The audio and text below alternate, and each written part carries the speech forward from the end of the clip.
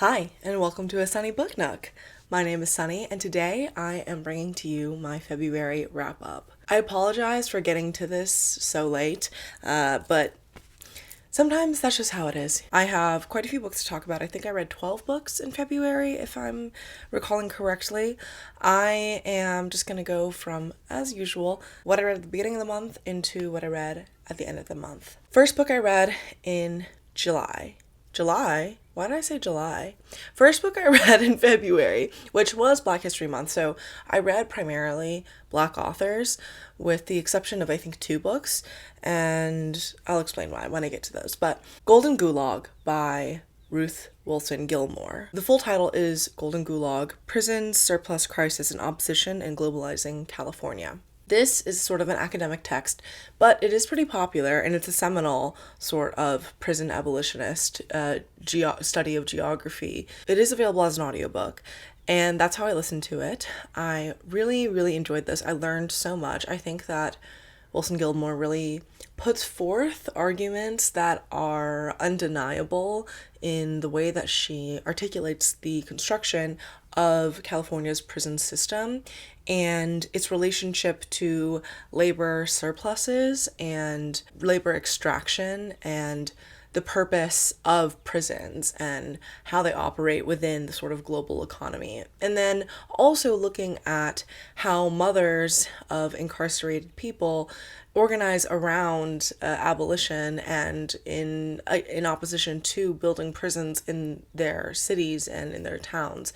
And also because Ruth Wilson Gilmore is a geographer, that is her area of study, it is very much about the relationship between people and place and the region and the economy of it all, the political economy of it all, and of course the racial construction of racial capitalism in the United States. And so it is about carceral systems and racial relations as well, of course, and it ultimately really explores a lot of late 20th century into the 21st century, sort of the history and development of understandings of both crime and also increasing levels of incarceration and public discourses surrounding mass incarceration and how capitalism and white supremacy relegates specific populations for prison because there are no alternatives ultimately. And with the economy and the exportation of labor to other countries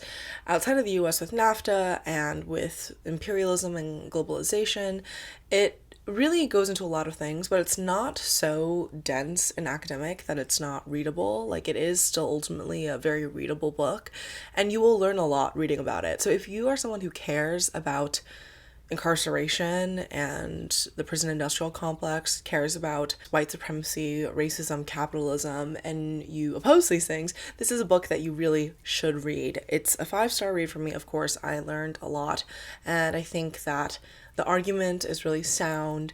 The examples and the case studies that she looks into are really compelling, and it's just a really good book. So I'm really glad I finally got to this book because I've, been meaning to read it for like 5 years now, and I finally did, and it's just as good and informative and well written as everyone has always said, and well articulated, so you should read it, definitely. Next book that I read was The Dead Cattail Assassins by P. Djeli Clark. This book I rated 3 stars. It's a very short sort of novella fantasy that has a dark humor to it. It follows this dead creature that is basically like a zombie, but it's, in a human form, and it can sort of regenerate life because she is undead, and she is an assassin. Like, that's her job.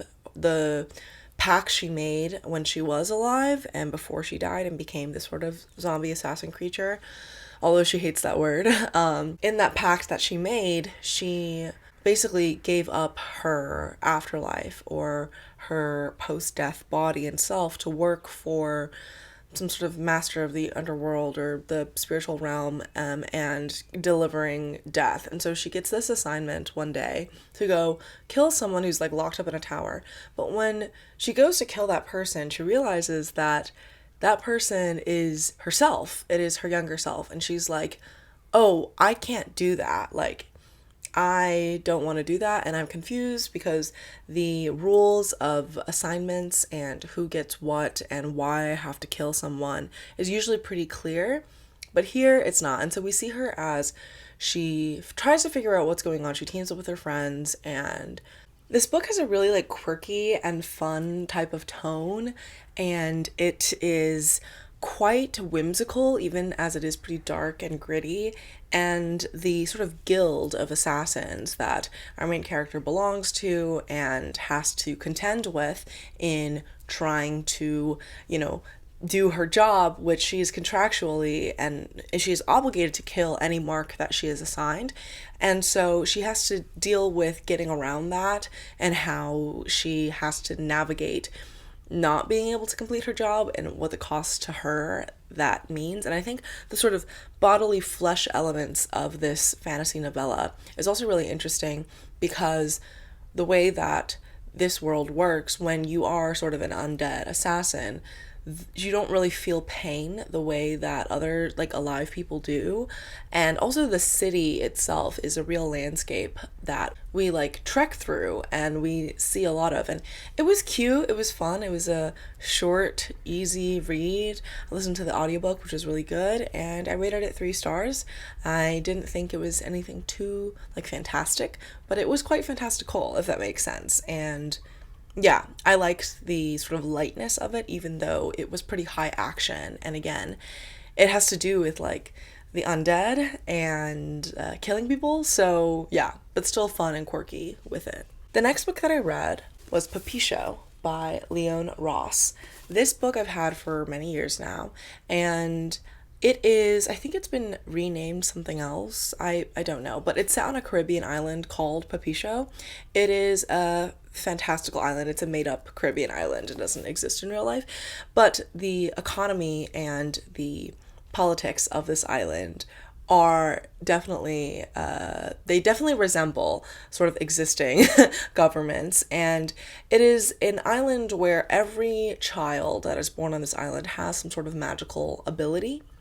Whether that be one of the characters that we follow a huge cast of characters in this. Each chapter we sort of get different perspectives. Everyone is in a different place in their life. There's one man who he has the ability to, like, his power or his magical ability is that whenever he cooks, he imbues the flavor and the ingredients with what that person like needs, like emotionally, and how and like feeds them, And he's a cook and he trains someone else. There's a daughter of a politician who has like this little love affair. We all have all these different perspectives, and basically like a bunch of different really whimsical, fantastical, hilarious things happen, and the whole dynamic of the island gets really shaken up as some shit goes down. So apparently there's this huge storm that's brewing. There's a relationship between the indigenous people of the island and then the people on the island who also live there, who aren't indigenous to the place. That is sort of contended with. There's also there's a really funny like happenstance where is this a spoiler? I think this is a spoiler. Let me not say that. But like, let's just say that people's genitals are involved, and it's like hilarious.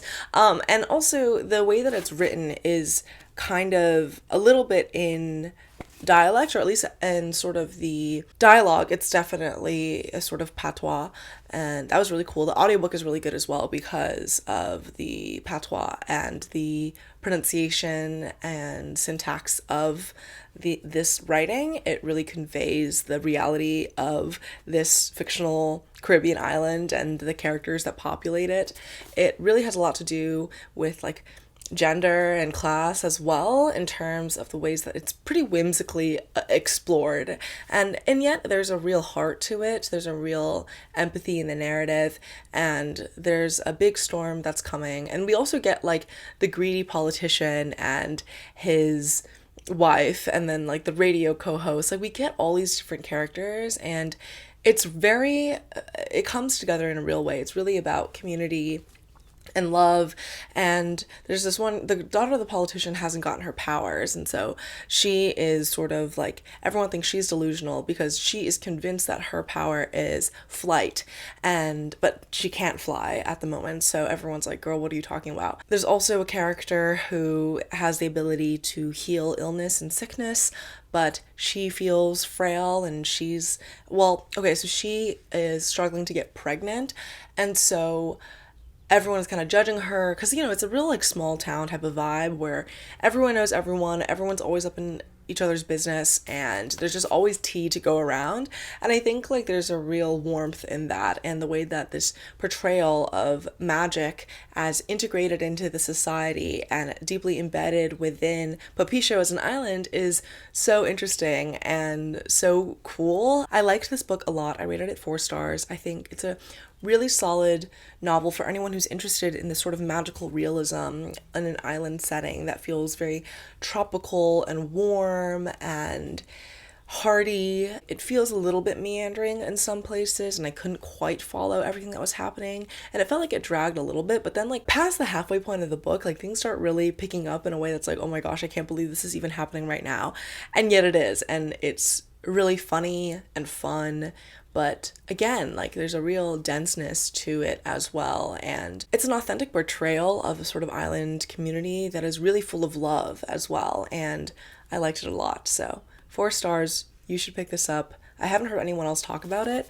And it's a type of book that like is very much, it feels like decadent and luscious in sort of the ways that the fruit of the island is described, the cooking, the food, everything about it. It was like rich in that way. The next book that I read was Adulthood Rites by Octavia Butler. This is the second book in the Xenogenesis series. We read the first book, Dawn, in last month, January's, or I guess at this point I'm filming this in March, so in two months ago. This is the sequel to that lesbian feminist book club pick that we had, and I liked it. I rated it 4 stars.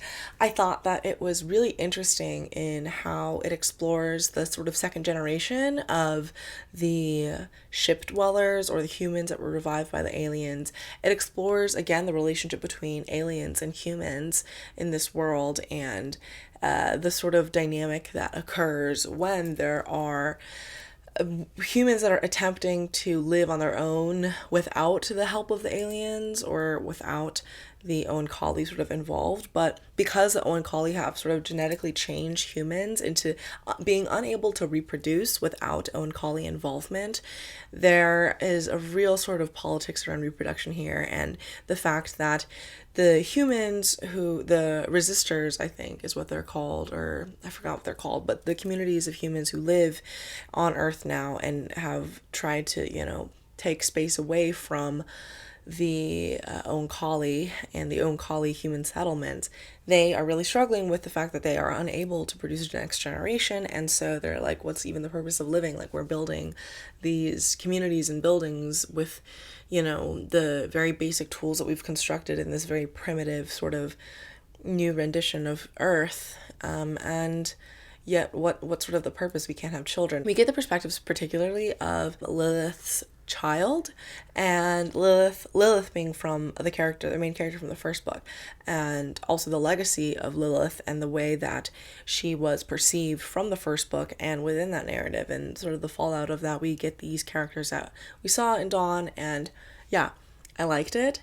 I thought that it opened up more about the world and explored more deeply the relationship between humans and the sort of antagonism and xenophobia and the urge for survival and the compromises that you make in order to live by your values, and also the misconceptions and the ways that humans sort of live and die by the violence of their own lies and delusions quite often, and the inability for people to really work together, or the ability for people to work together, and also what constitutes a autonomous relationship between separate, you know, entities. Like, how do you even determine that? Who is right morally, I guess, in the situation? What does like consent actually mean here? Like, what is it like to sort of embody a non-human alien consciousness? I think Octavia Butler does a really interesting job of exploring all of these things in the second book in this series, and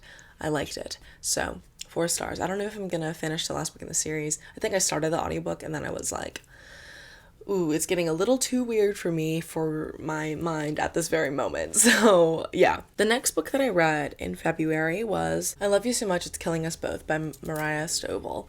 This book was really, really interesting. I really liked it. I would rate it like 4.5 stars even. Maybe even 5 stars. I don't know. I thought that it was really compelling.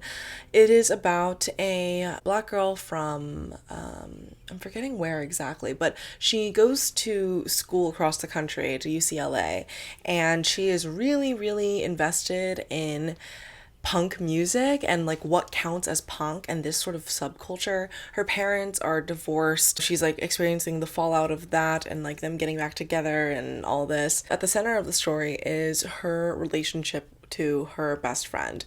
They have a really classic, like toxic, homoerotic friendship, and it begins in like middle school, high school, as the two of them, you know, come into their burgeoning womanhood and in their adolescence.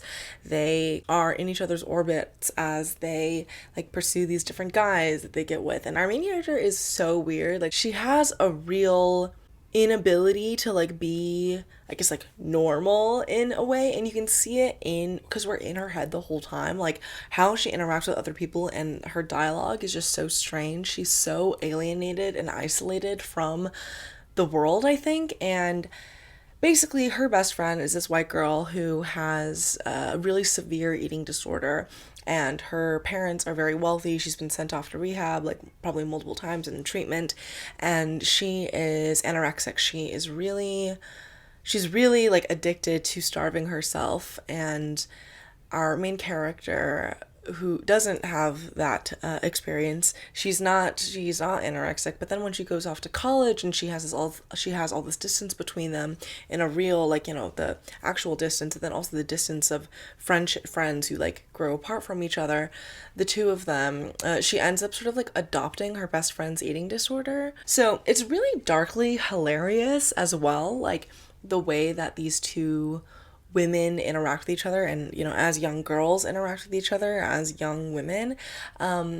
Basically, like, when she goes off to UCLA, she ends up taking on the eating disorder of her best friend, essentially. And so she ends up tracking all her calories. There's a chapter, or the end of a chapter, sort of midway through the book, where it's just her, which is just numbers after numbers after numbers of her stats, of her counting calories and steps and her weight and all this. And so yeah, like very much trigger warning, like eating disorder discussion, of course, like eating disorder, you know, very explicit portrayal. But basically, at the beginning of the book and the end of the book, the sort of framing device of this story is our main character. She is like a single woman who's grown and on her own now, and she lives in the city and she works at an art museum, and she still doesn't really care about anything, is super blasé about life. She only cares about punk music still, and, you know, it's been years and years since she's seen her best friend, really, and she gets an invitation in the mail from this homoerotic best friend from high school of a baby shower, and so to her baby shower, and so that sort of makes her recollect on their whole relationship. And yeah, it was a really beautiful book that was, again, very darkly funny, and a real examination of sort of late adolescent girlhood and the isolation of feeling like there's only one person that really understands you, but y'all's relationship to each other is very toxic as well. And again, it's sort of the sharing of like pain, you know, I love you so much it's killing us both, like, oh, because I love you, I'm gonna take on your eating disorder because you are recovering, so now I have to be the one who has this, and you're only getting better because I am getting worse. Like, it's very interesting, and I think our main character, she is audacious in a way that is like so like, girl, what did you just say? That's crazy. And yet she is also we kind of understand her neuroses because we are in her perspective. And yeah, she's very, very strange and also so relatable. And again, so clearly, just like she knows that she is very mentally ill, or at least like very different. Like she's just like, I wish I could be normal, but I don't know how. I don't know what's a normal thing to say. She's like in these like hookup situations where she's like dating this guy and she's just like doing things that are just like, ooh, girl, like you can't be doing that, but she does, and we see what happens as a result of it. It's a really good book. I really liked it a lot. I think that it's a really solid novel about a Black girl who feels ambivalent about everything, including her family, her racial identity, her experience at college, getting work done for college, but is only really cares about a couple things that are all very deeply like tangled with each other. So really enjoyed this book, would highly recommend if you are someone who likes weird women fiction, or like the sort of Moshfeghian sort of darkness. The next book that I read was Touched by Walter Mosley. This is a very short like horror story, or like horror fantasy about a man who wakes up in his bed with his wife, and he's like an agent from another universe. Oh, like he's just spent like 1,000 years getting trained on something, and he has a job to do to like save humanity. One day ago I was just an ordinary man, and now I've just woken up and I know that I have this purpose and I need to save humanity. It's like really weird, and so the book sort of follows him as he knows that that's what's true and needs to get done. There's sort of a demon character that arrives that he has to fight off. He is in a daze, in a trance. He like walks outside and he's naked, and outside, I guess, like, it's early morning, and his wife's like, hello, what's going on? And then outside, this little girl and her grandma are just like there, I guess. I don't know, but he was in his backyard. Anyways, they call the cops on him, of course, and he ends up having to deal with being in jail, trying to fight charges and get back home, because you got charged for like indecent exposure or whatever, like sexual violence against like a minor, for him, like standing naked on his own porch. And so, yeah, it really deals with like sort of being a Black man, dealing with the police system in the US and the cruelty and the bullshit of it all. The prosecutor is so evil, and it's pretty short. It's about him, like, he comes home and he has his children, his son and his daughter, who I think are teenagers. He gets jumped by these skinheads, like all this crazy shit goes down, and all at the same time, like in his head he's like, yeah, like I've been sent on Earth to do this thing, and it's like, hello. But yeah, I thought that it was really interesting, and again, very short and so weird, so dark, almost apocalyptic, and yet so insular to this like family and his experiences, and how and when he can convince his family members that like indeed he is like an agent sent from another universe or something to, I don't know, save humanity. So it was really interesting. I rated it 4 stars. I thought it was pretty good. Very weird, very unsettling, but very like propulsive, like action heavy. It's an easy, in terms of it being short and like there's a lot of action to get into, it's an easy read that does have a lot of questions in it. The next book that I read for Lesbian Feminist Book Club, Fighting for Control, Power, Reproductive Care, and Race in the US-Mexico Borderlands. We read Fighting for Control in book club, and so our discussion of that was really interesting. I think that the way that this book explores and delineates sort of 20th century history regarding the birth control movement and the history of Planned Parenthood as a eugenics-based organization, and family planning as being pushed onto the majorly, Roman Catholic Latino communities of the borderlands here in El Paso, and looking at Planned Parenthood El Paso as an institution, and also the Father Rom Clinic. I think it was really interesting in how it explored all of these things, and I learned a lot from it, and I think that the way that each chapter is broken up, it feels very repetitive, but it's due to the fact that it's an academic book where most people are reading it like one chapter at a time as opposed to as a whole text. And so that's sort of just the nature of the academic writing of it all. And I think also the sort of tone of academic writing is something that I've gotten a bit more acclimated to with the course of the book club and the books that we've been reading. But I think that's something that I just kind of take issue with in general. It's better than some of the other things we've read, I think, in terms of nonfiction academic texts, but it's still, I don't know, it's sort of mid to low tier for me. It was still really good though. Like, I don't know. I really think that there is a lot here that a lot of people don't know much about regarding eugenics and the birth control movement and the way that racialization plays a huge part of that. But I think I knew a bit about that history. This just goes a bit more in depth into it and exploring the history of like the pill and different methods of birth control that were pushed onto people sort of in the door-by-door canvassing that was happening.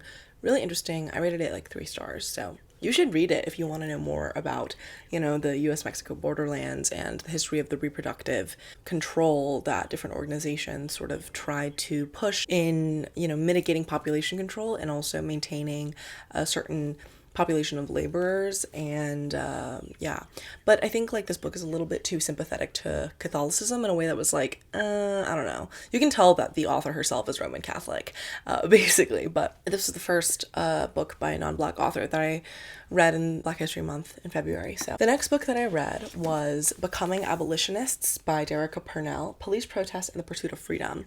This was so good. I rated it 5 stars. I was so moved by it. There were so many points in this book that I was just like, wow, this is incredible. I really recommend the audiobook as well.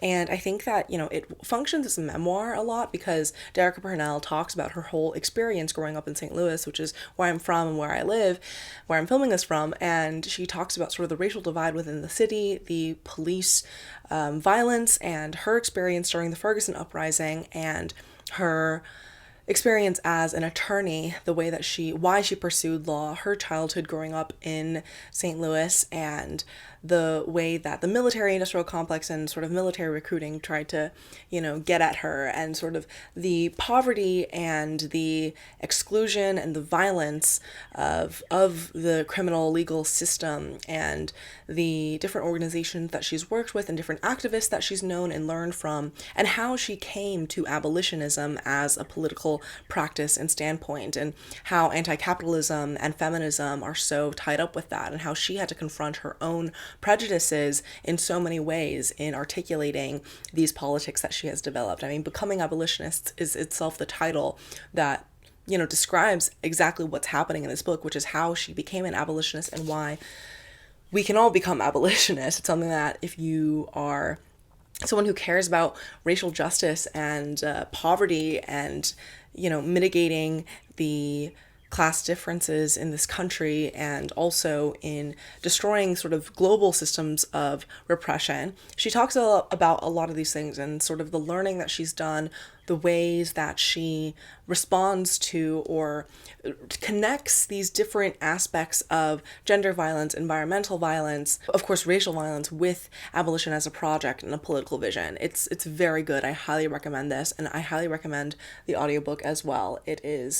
This is really good, and it's a good personal narrative that also manages to be very, very political and very present in how she describes the way that she got to where she is. She's a real inspiration. Also, I've met her before. She came into my job when she was in town for canvassing for Cori Bush.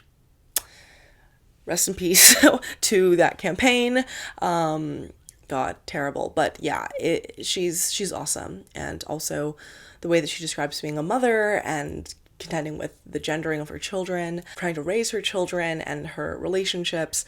It goes into a lot, and I really appreciate it for that. Okay, the next book that I read was Harley Quinn, Reckoning by Rachael Allen. I rated this book 5 stars. This is the second book that I read in February, not written by a Black author.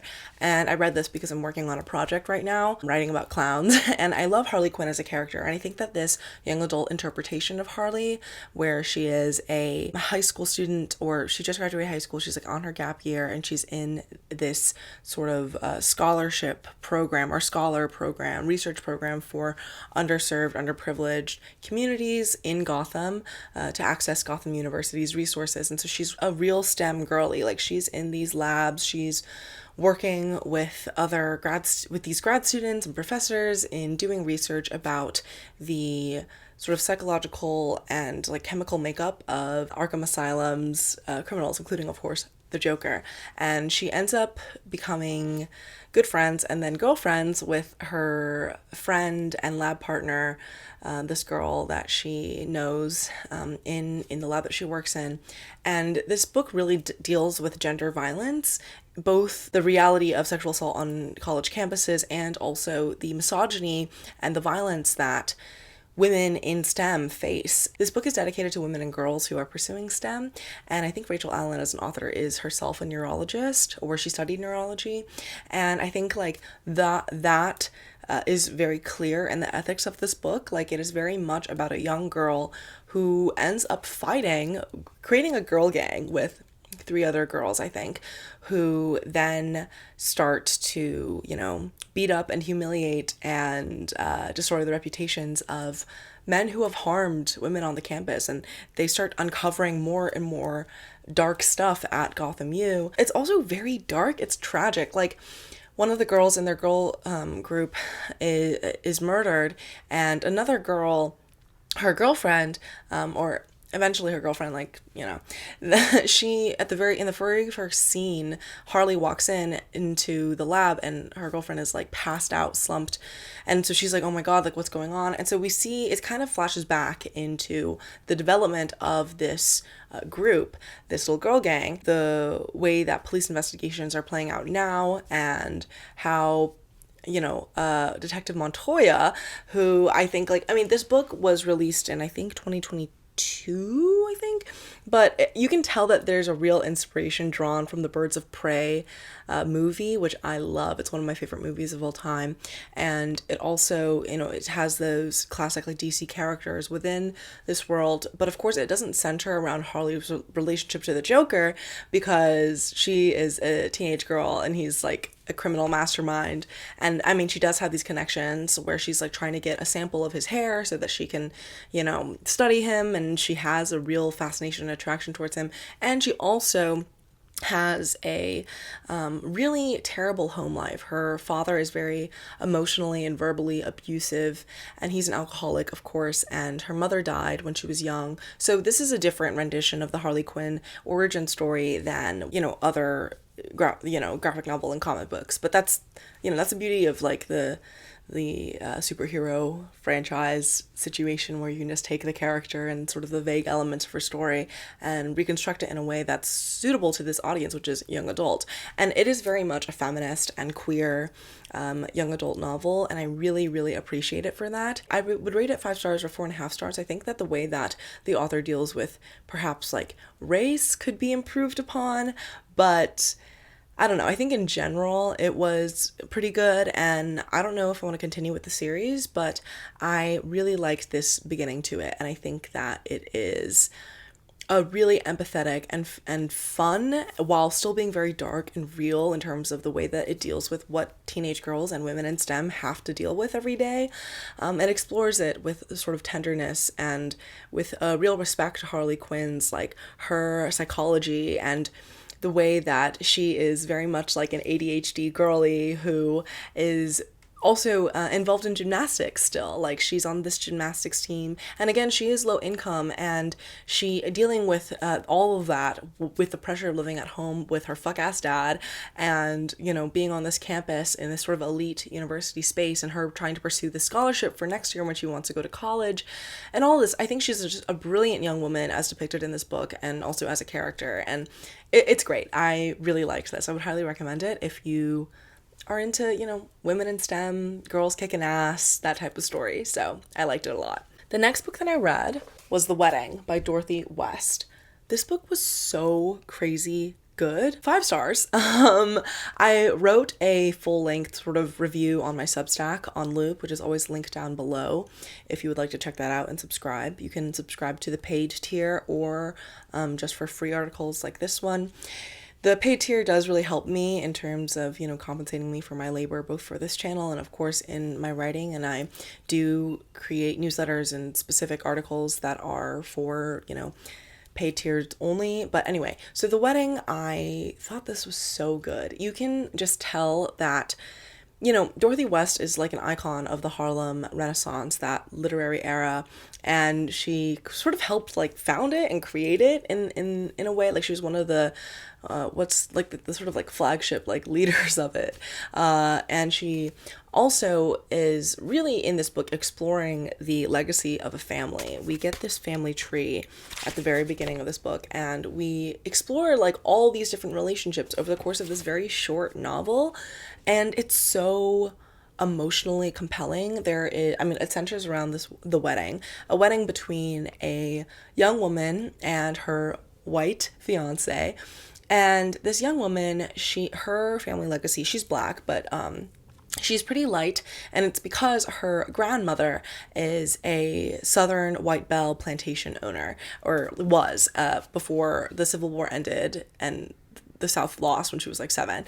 Her life and her sister's life, or her sister being married to, I think, another Black man, and the community that they live in, which is Oval. It's on the sort of like island, feels very like Martha's Vineyard type thing. The Oval is a sort of upper middle class Black community that has its own politics and its own sort of landscape, and I think that this book explores all of that so well. We get the perspective of the grandma, who is of course deeply racist and like missing the days of the plantation South, but now she's like in a Black family, out of, nothing of her own. Like her daughter ended up marrying this, the boy who like helped around the house when her daughter was younger, I think. And we sort of see the way that like the post-Civil War into the mid to late 20th century world as constructed through this family is the racial sort of politics of it all, the development of the color line, and the ways that people would cross or not cross it. There's a really interesting scene of the young girl, of the 6-year-old self of the girl who's getting married and the wedding, where she is blonde and blue-eyed, but she's from Oval, which is obviously a Black community, and she is Black, but she gets lost one day, and like what happens when the whole town, not just Oval, but like the whole surrounding area, are out looking for a Black girl wearing a red dress or a yellow dress and red shoes, but like the white people don't like think that's what she is. Yeah, it's so interesting. We also get the perspective of this man who's like kind of a newcomer to the Oval community, and he just kind of manages to sneak his way in there, even though everyone was like, no, we don't want you here. And he has 3 daughters who are all biracial because he's had 3 white wives whom he has abused, all of them. We get that perspective. We also get the perspective of the father of